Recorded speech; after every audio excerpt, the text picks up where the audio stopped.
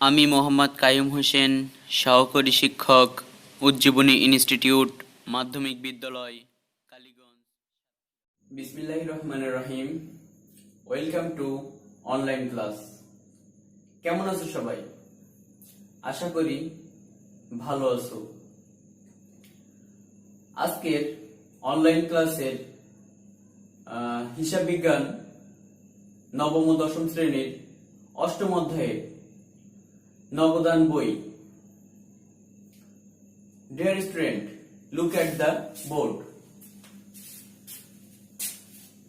আমরা দেখতে পাচ্ছি বোর্ডে নবদান বইয়ের একটি প্রশ্ন দেওয়া আছে। আজ আমরা এই প্রশ্নের সমাধান করব।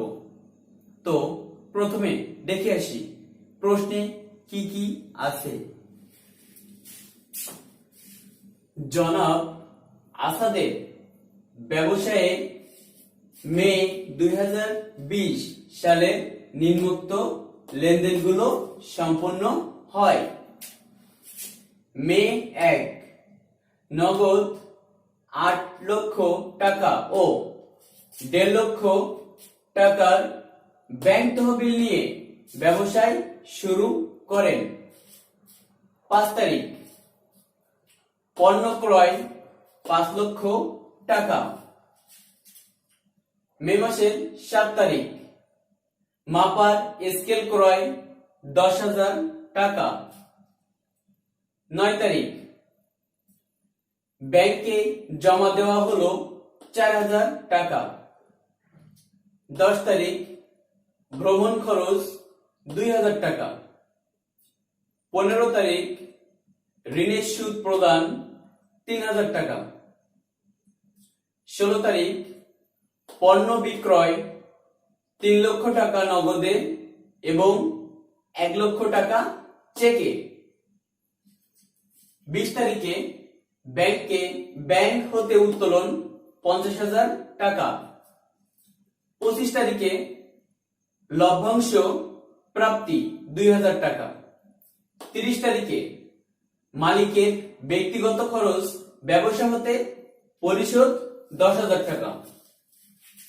এবং প্রশ্নে ক নাম্বার প্রশ্নে আছে উপযুক্ত তথ্যাদি হতে বিপরীত দাখিলার পরিমাণ নির্ণয় করো।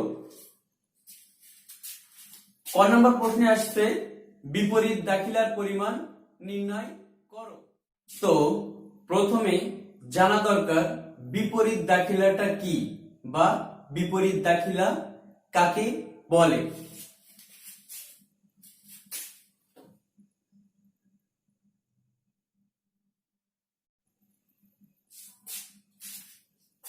তো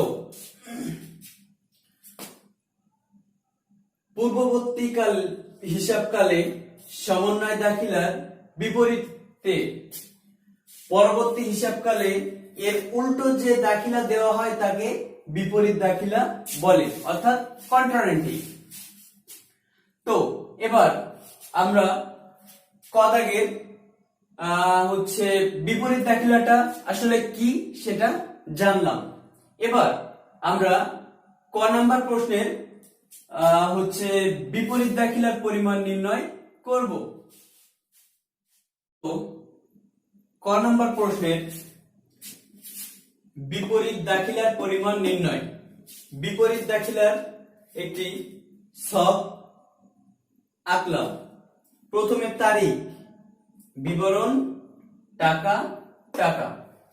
এবার আমাদের প্রশ্নে খুঁজে বের করতে হবে যে কোন লেনদেনগুলোর মধ্যে বিপরীত দাখিলা আছে। 1 নম্বরে নগদ টাকা 8 লক্ষ ও 1.5 লক্ষ টাকা ব্যাংক তহবিল নিয়ে ব্যবসা শুরু করেন, এটা কোনো বিপরীত দাখিলা নয়। 5 তারিখে পণ্য ক্রয় 5 লক্ষ টাকা, এটাও কন্ট্রারেন্টিভ নয়। 7 নম্বর, মাপার স্কেল ক্রয় 10,000 টাকা, এটাও বিপরীত দাখিলা নয়।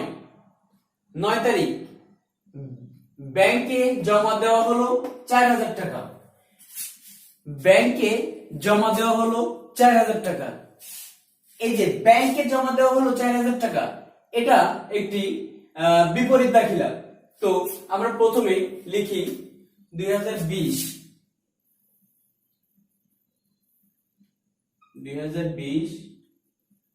মে 9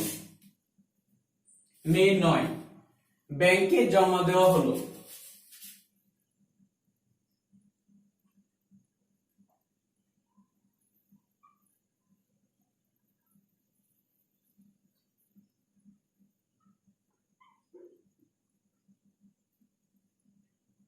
ব্যাংকে জমা দেওয়া হলো 4000 টাকা।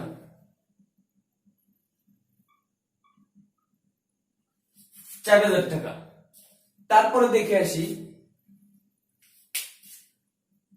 10 তারিখে ভ্রমণ খরচ 2000 টাকা, এটাও বিপরীত দাখিলা নয়। 15 তারিখ ঋণের সুদ প্রদান 3000 টাকা, এটাও বিপরীত দাখিলা নয়। 16 তারিখ পণ্য বিক্রয় 3 লক্ষ টাকা নগদে এবং 1 লক্ষ টাকা চেকে, এটাও বিপরীত দাখিলা নয়। 20 তারিখ ব্যাংক হতে উত্তোলন 50,000 টাকা, 20 তারিখে ব্যাংক হতে উত্তোলন 50,000 টাকা, এটি একটি বিপরীত দাখিলা। তো আমরা লিখি 20 তারিখ মে 20 ব্যাংক হতে উত্তোলন,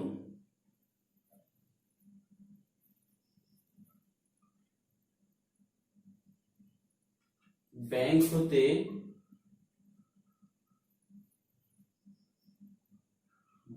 হতে উত্তোলন 50,000 টাকা।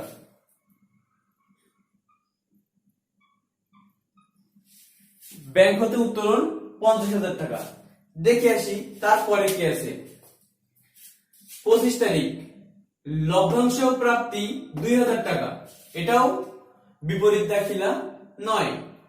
30 তারিখ মালিকের ব্যক্তিগত খরচ ব্যবসা হতে পরিশোধ 10,000 টাকা, এটাও কন্ট্রান্টি নয়। তো আমরা টোটাল এর ভিতর থেকে দেখলাম 9 তারিখ এবং 20 তারিখ, এই 2 তারিখের ভিতরে যেটা আছে সেই দুইটা হচ্ছে বিপরীত দাখিলা।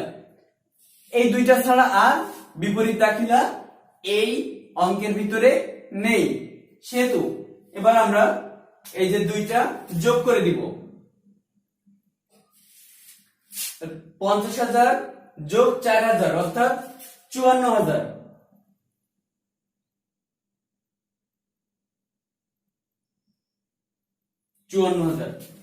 এই 54,000টাই হচ্ছে বিপরীত দাখিলা। বি ও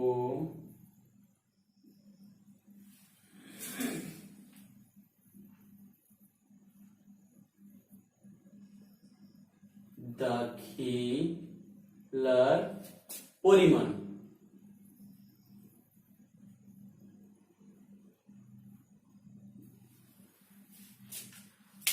তো আমরা ক নম্বর প্রশ্নের সমাধান করলাম এবং উত্তর পেলাম বিপরীত দাখিলার পরিমাণ 54,000 টাকা।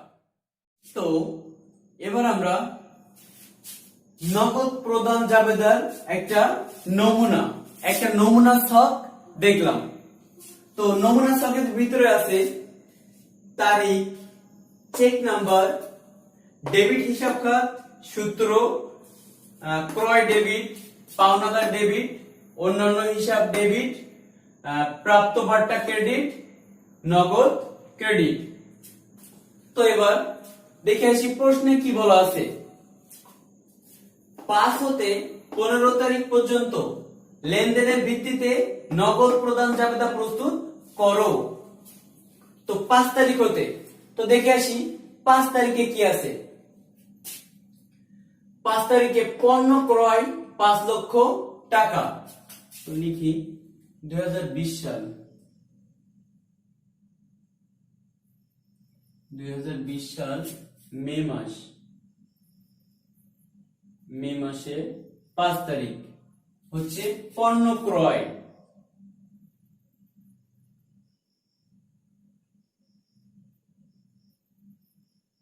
পণ্য ক্রয় 5 লক্ষ টাকা। তো এখানে তো অনেকগুলো ঘর আছে, কোন ঘরে আমরা এই 5 লক্ষ টাকা লিখব? তো দেখে আসি, যেহেতু পণ্য ক্রয়ের ঘর কোথায় আছে, তো আমরা দেখতে পাচ্ছি প্রথমেই ক্রয়ের ঘর আছে, সেহেতু আমরা প্রথমে ক্রয়ের ঘরে 5 লক্ষ টাকা লিখব।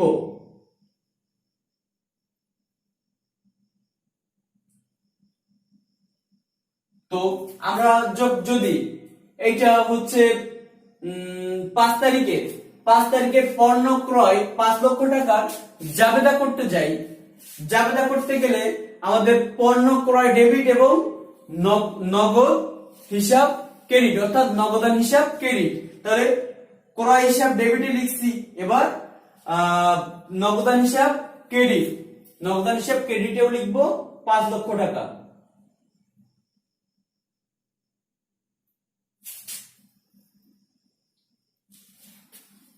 তো দেখে আসি পরের প্রশ্নে। 7 নাম্বার, 7 তারিখে মাপার স্কেল ক্রয় 10,000 টাকা। মাপার স্কেল ক্রয়, তো মাপার স্কেল নিশ্চয়ই অফিস সরঞ্জাম, আর অফিস সরঞ্জামটা হচ্ছে নগদ প্রদান জাবেদার অন্তর্ভুক্ত। তো লিখলাম 7 তারিখ অফিস সরঞ্জাম।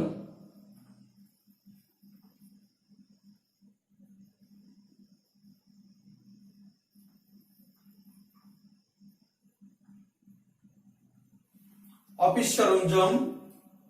তো আমরা 7 তারিখে হচ্ছে মাপার স্কেল ক্রয় 10,000 টাকা, এটা জাবেদা করে আসি। তো জাবেদা করলে আসে হচ্ছে অফিস সরঞ্জাম হিসাব ডেবিট, নগদান হিসাব ক্রেডিট, সেহেতু অফিস সরঞ্জাম হিসাব 10,000 টাকা লিখলাম। অফিস সরঞ্জামের কোন ঘর কি এখানে আছে? নেই, সেহেতু আমরা অন্যান্য ঘরের ভিতরে এটা লিখব 10,000 টাকা।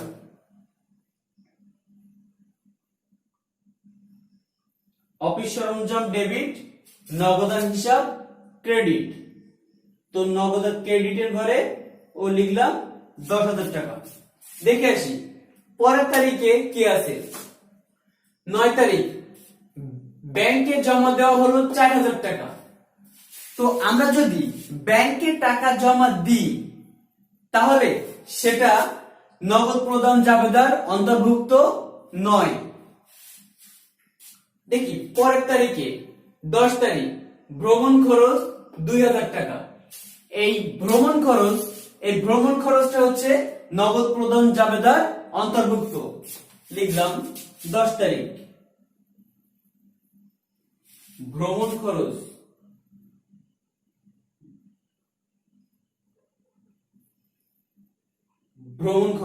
তো এই ঘরের ভিতরে কোথাও কি ভ্রমণ খরচ বলে কোনো ঘর আছে? নিশ্চয়ই নেই, সেহেতু এই ভ্রমণ খরচটাও লিখবো অন্যান্য হিসাবে ঘরে। তো এটা জাবেদা করতে গেলে আসে, এটা হচ্ছে ভ্রমণ খরচের জাবেদা করতে গেলে আসে হচ্ছে ভ্রমণ খরচ ডেবিট এবং নগদান হিসাব ক্রেডিট। তো যেহেতু ভ্রমণ খরচের কোনো ঘর নেই, সেহেতু ভ্রমণ খরচটা অন্যান্য ঘরের ভিতরে লিখবো 2,000 টাকা। ভ্রমণ খরচ 2,000 টাকা ডেবিট, নগদান হিসাব ক্রেডিট।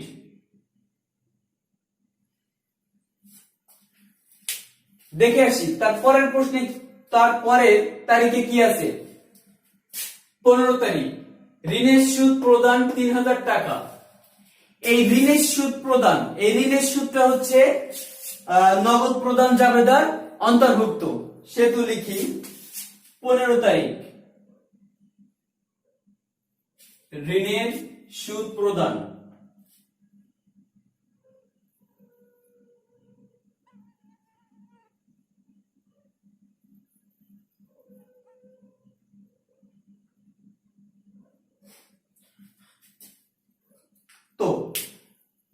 ঋণের সুদ প্রদানের যদি জাবেদা করতে যাই তাহলে ঋণের সুদ হিসাব আসে ডেবিট এবং নগদান হিসাব আসে ক্রেডিট। তো এখানে এই ঘরের ভিতরে কোথাও কি ঋণের সুদের বলে কোনো ঘর আছে? নিশ্চয়ই নেই। তাহলে এই যে ঋণের সুদের ডেবিট টাকাটা লিখবো এই অন্যান্য ঘরে। তো ঋণের সুদ প্রদান 3000 টাকা এবং নগদান হিসাব ক্রেডিট 3000 টাকা। তো আমরা এর নিচে আর দেখব না, কারণ প্রশ্নে বলা আছে 5 হতে 15 তারিখ পর্যন্ত লেনদেনের ভিত্তিতে নগদ প্রদান জাবেদা প্রস্তুত করো। 5 হতে 15, তো 5 হতে 15 পর্যন্ত আমাদের করা শেষ। সেতু এবার আমরা হিসাব করব, যোগ করব। এখানে একটা আছে 5 লক্ষ টাকা, একবারে ক্লোজ করে দিই। এবার পাওনাদার ডেবিটের ঘরে কিছুই নেই, সেহেতু আমাদের এখানে কাজ করা লাগবে না। অন্যান্য ঘরে 3টা আছে, সে 3টা যোগ করব। 10,000 আর 2 12,000 আর 3 15,000 লিখলাম। 15,000 একবারে ক্লোজ করে দিলাম। এবার হচ্ছে প্রাপ্ত বার্তা ক্রেডিট। প্রাপ্ত বার্তা ক্রেডিটের ঘরে কোনো লেনদেনের টাকা আছে? নেই, সেহেতু এ ঘরে কাজ আমরা করব না। পরেরটাতে নগদান হচ্ছে ক্রেডিট। তো ক্রেডিটের ঘরে 4টা আছে, এই 4টা কি করব? যোগ করব। তো যোগ করলে আমাদের আসে 5 লক্ষ 10 আর 2 12 আর 3 15, 5,15,000। 5,15,000 এটাও ক্লোজ করে দিলাম। 5,15,000 এটাও ক্লোজ করে দিলাম। তো আমাদের খ নাম্বার প্রশ্নে নগদ প্রদান জাবেদার ক্ষেত্রে দেখলাম যে ক্রয় ডেবিটে আছে 5 লক্ষ টাকা, অন্যান্য হিসাবে আছে 15,000 টাকা ডেবিট, আর হচ্ছে নগদান ক্রেডিটে আছে 5,15,000 টাকা। সেহেতু আমাদের খ নাম্বার প্রশ্নের সমাধান শেষ। এবার আমরা গ নাম্বার প্রশ্নের সমাধান করব। দেখি গ নাম্বার প্রশ্নে কি আছে। 1, 16, 20, 25 ও 30 তারিখের লেনদেনের ভিত্তিতে একটি নগদান বই প্রস্তুত করো। একটি নগদান বই প্রস্তুত করতে বলছে মে মাসের কয়েকটা তারিখের মধ্য দিয়ে। তো নগদান বই তৈরি করতে বলছে, সেহেতু আমাকে যে কয়টা আইটেম এখানে দেওয়া আছে এর ভিতর থেকে খুঁজে বের করতে হবে যে এটা 1 ঘর নগদান নাকি 2 ঘর নগদান নাকি 3 ঘর নগদান। সেটা বুঝতে গেলে আমাদের অবশ্যই এই যে অঙ্কগুলো বা এই যে আইটেমগুলো এখানে আছে এইগুলো পড়তে হবে এবং জাবেদা করে বুঝতে হবে যে এটা 1 ঘর নগদান নাকি 2 ঘর নগদান। তো আমরা খ নাম্বার প্রশ্নে যখন নগদ প্রদান জাবেদা করেছিলাম তখন 9 তারিখে ব্যাংকে জমা দেওয়া হলো 4,000 টাকা। তো এটা হচ্ছে নগদ এবং ব্যাংকের সাথে লেনদেন হচ্ছে, সেহেতু এটা 2 ঘর নগদান। এটা 2 ঘর নগদান। তো এবার আমরা 2 ঘর নগদানের একটি ছক অঙ্কন করব বা আঁকবো।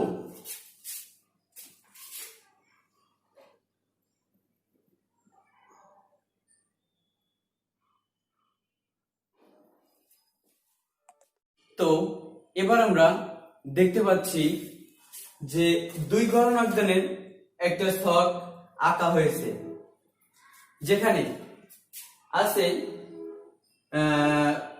তারিখ, প্রাপ্ত হিসাব, ভাউচার নাম্বার, খতিয়ান পৃষ্ঠা, নগদ টাকা, ব্যাংক টাকা, তারিখ, প্রদান হিসাব, ভাউচার নাম্বার, খতিয়ান পৃষ্ঠা, নগদ টাকা, ব্যাংক টাকা।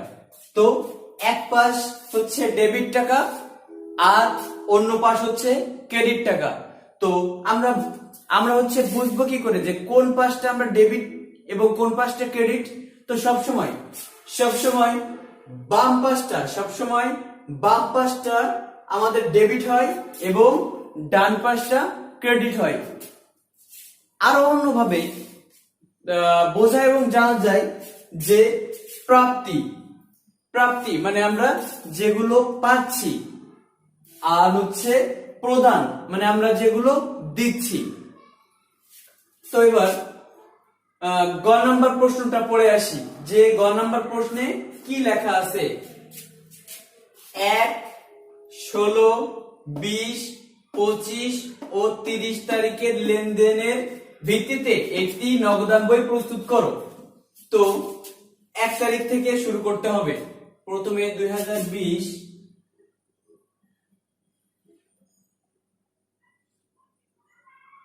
মে 1, 2020 মে 1-এ কি আছে দেখে আসি। নগদ 8 লক্ষ টাকা ও 1.5 লক্ষ টাকা ব্যাংক তহবিল নিয়ে ব্যবসায় শুরু করেন। তো মালিক যদি নগদ টাকা এবং ব্যাংক থেকে উত্তোলন করে টাকা নিয়ে যদি ব্যবসায় ইনভেস্ট করে, তাহলে সেটা হচ্ছে মালিকের মূলধন। তো আমরা লিখি 1 তারিখ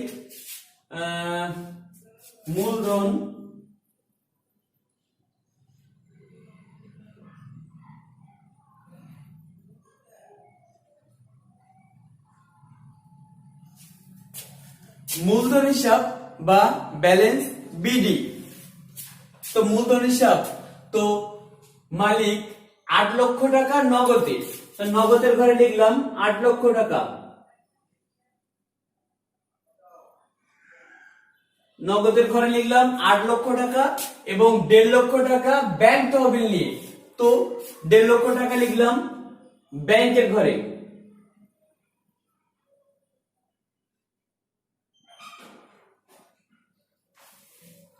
তো 1 নাম্বার 1 তারিখেরটা শেষ।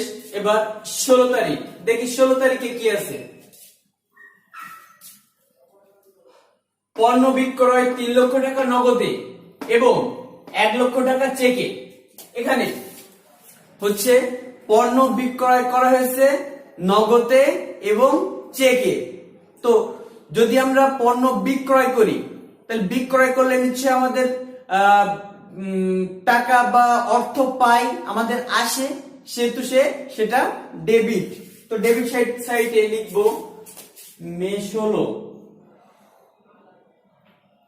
16 তারিখ বিক্রয় হিসাব।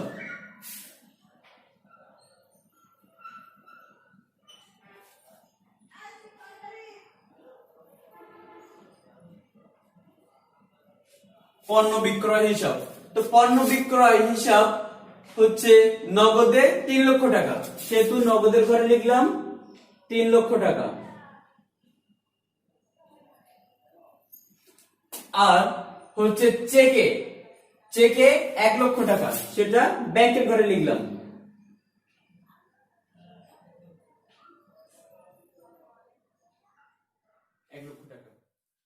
এবার 20 তারিখে কি আছে দেখে আসি।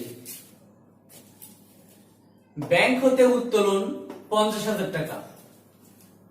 ব্যাংক হতে যখন উত্তোলন করা হয় সেটি হয় কন্ট্রাএন্ট্রি, সেহেতু কন্ট্রাএন্ট্রি ডেবিট পাশ এবং ক্রেডিট পাশ উভয় পাশে যায়, কারণ যে আইটেমগুলোতে কন্ট্রাএন্ট্রি হয় সেটাতে দুইটা জাবেদা হয় একসাথে।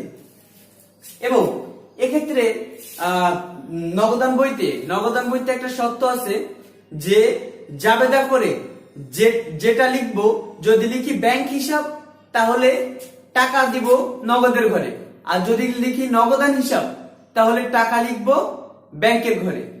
তো লিখি প্রথমে ডেবিট পাশে 20 তারিখ, 20 তারিখে লিখলাম। এখানে যদি জাবেদা করতে চাই যে ব্যাংক থেকে উত্তোলন, তো ব্যাংক থেকে সাধারণ যদি জাবেদা করতে যাই, ব্যাংক থেকে উত্তোলন করলে আমরা টাকা পাই, সেহেতু নগদান হিসাব ডেবিট আর ব্যাংক হিসাব ক্রেডিট।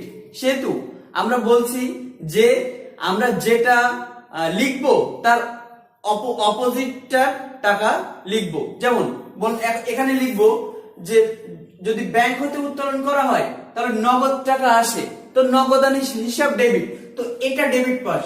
এই ডেবিট পাশে নগদান হিসাবটা না লিখে লিখবো ব্যাংক হিসাব।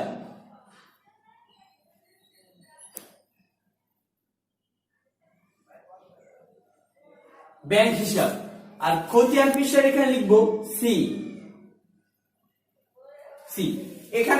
এখানে আমরা লিখলাম ব্যাংক হিসাব, কিন্তু টাকা লিখবো নগদের ঘরে। 20 তারিখে 50,000 টাকা।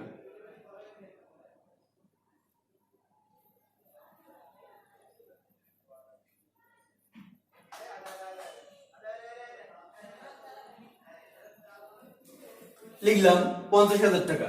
এবার এই পাশে অর্থাৎ ক্রেডিট পাশেও একইভাবে লিখব মে 20। তো এখানেও হচ্ছে ব্যাংক হিসাব লিখলাম, আর এখানে লিখবো নগদান হিসাব।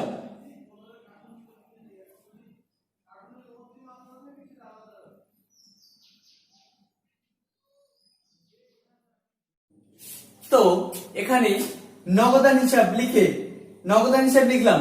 এপাশে যেমন ব্যাংক হিসাব লিখে টাকা লিখছিলাম নগদের ঘরে, একইভাবে ক্রেডিট সাইডে নগদান হিসাব লিখে টাকা অঙ্ক লিখবো ব্যাংকে, ব্যাংক টাকার ঘরে 50,000 টাকা।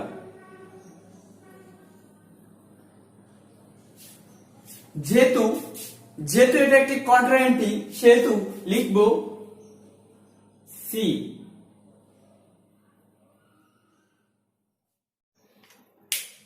এবার 25 তারিখ দেখে আসি।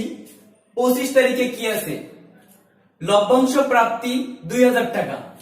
লভ্যাংশ প্রাপ্তি মানে পাচ্ছি, আর পাইলে ডেবিট, সেহেতু লিখলাম যে ডেবিট পাশে 25 তারিখ লভ্যাংশ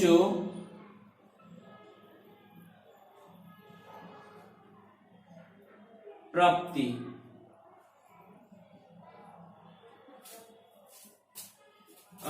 লভ্যাংশ প্রাপ্তি 2000 টাকা।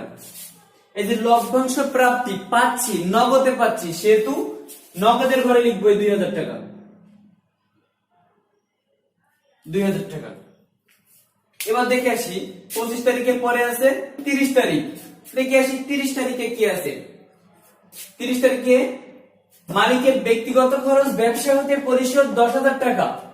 মালিক যদি ব্যবসা থেকে কোনো পণ্য উত্তোলন করে নিয়ে যায়, কোনো টাকা উত্তোলন করে নিয়ে যায়, বা কোনো মেশিনারি উত্তোলন করে নিয়ে যায়, সেটা হচ্ছে যেটাই নিয়ে যাক না কেন সেটা হচ্ছে মালিকের উত্তোলন। আর উত্তোলন হিসাব ক্রেডিট সাইডে লিখবো। তো 30 তারিখ উত্তোলন হিসাব,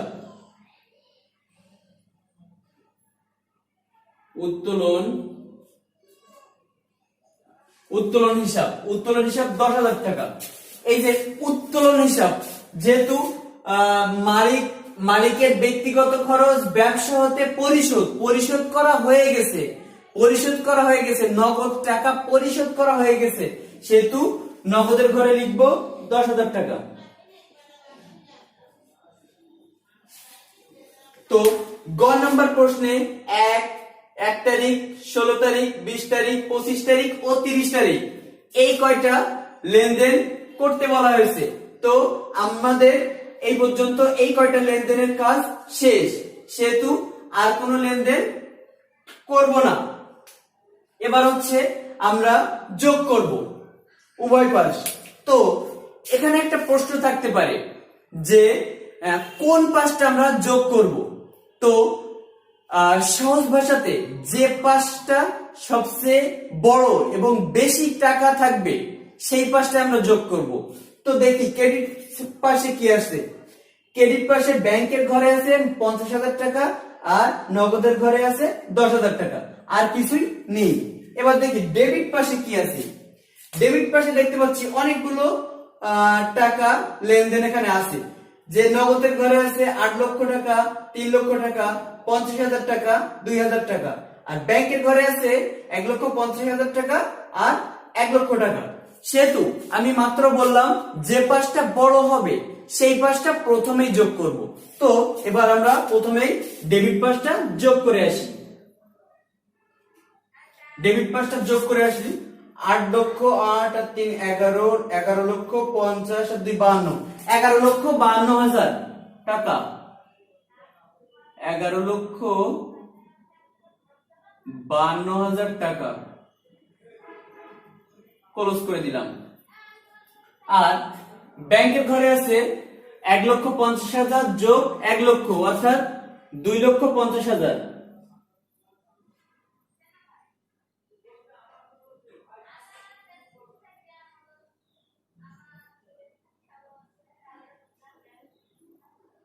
2,50,000 ক্লোজ করে দিলাম একবারে।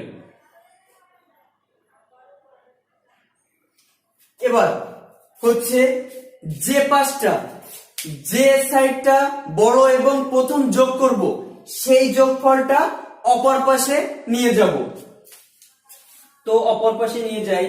প্রথমে আছে 11,52,000 টাকা, 11,52,000 টাকা ক্লোজ করে দিলাম। আর ডেবিট আর ব্যাংক ঘরে আছে, ব্যাংক টাকা ঘরে আছে 2,50,000 টাকা, 2,50,000 টাকা ক্লোজ করে দিলাম। এবার আমরা দেখতে পাচ্ছি যে ব্যাংকের ঘরে আছে মাত্র 50,000 টাকা, কিন্তু নিচে 2,50,000 টাকা, আর নগদ টাকার ঘরে আছে মাত্র 10,000 টাকা আর নিচে 11,52,000 টাকা। সেহেতু এ পাশ আর ও পাশ মিল নেই। সেহেতু কি করব, এই যে নিচের এই যে টাকার সাথে উপরের যে টাকাগুলো থাকবে সেই টাকাগুলো বাদ দিব। অর্থাৎ 11,52,000 টাকা থেকে 10,000 টাকা বাদ দিলে থাকে 11,42,000 টাকা।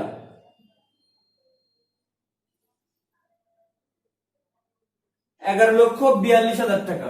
আর 2,50,000 টাকা থেকে যদি 50,000 টাকা বাদ দিই তাহলে সেটা হয় 2 লক্ষ, সেটা দাঁড়ায় 2 লক্ষ টাকা।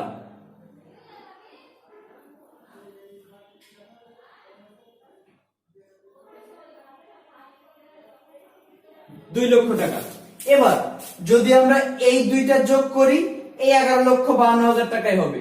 এবার এই 2 লক্ষ আর এই 50,000 টাকা যোগ করলে 2,50,000 টাকা হবে। এবার উভয় পাশ সমান হয়ে গেল, উভয় পাশ সমান হয়ে গেল।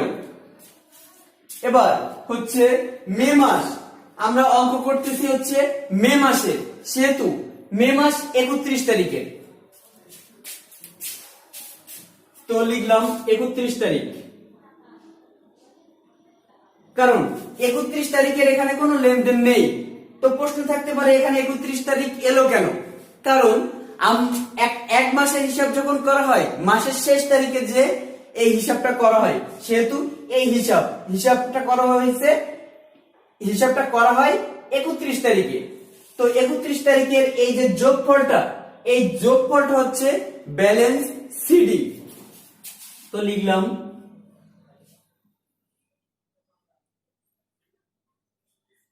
Balance CD.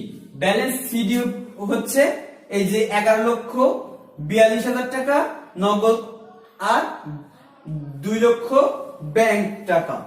আর এবার মে মাসের সর্বশেষ অর্থ যেটা আছে সেটা পরবর্তী মাসের শুরু, অর্থাৎ মের পরে জুন মাসের জন্য এটা ব্যালেন্স বিডি। তো লিখলাম জুন 2020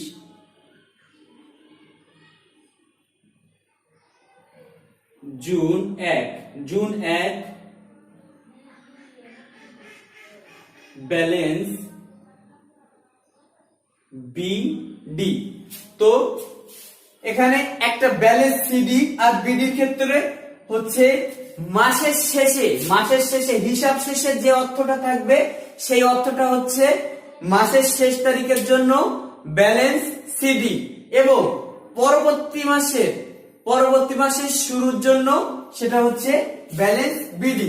তো ব্যালেন্স সিডি ছিল মে মাসের 31 তারিখে নগদ টাকা ছিল 11,42,000 টাকা,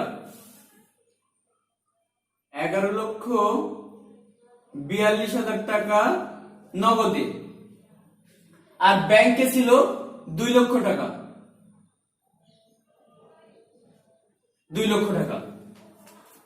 তো 2 কারণ অজ্ঞান অর্থাৎ গ নম্বর প্রশ্ন সমাধান করে পেলাম যে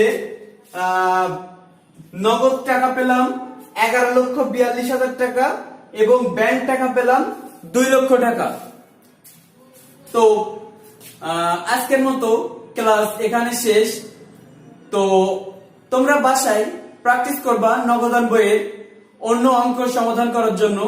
অন্য অঙ্ক সমাধান করতে যদি কোনো সমস্যা হয় তাহলে আমার কমেন্টস বক্সে কমেন্টস করবা অথবা আমার কাছে কল দিবা, আমি তোমাদের সমস্যা সমাধান করার চেষ্টা করব। তো সবাইকে ধন্যবাদ জানিয়ে আজকের ক্লাস আমি এখানে শেষ করতেছি।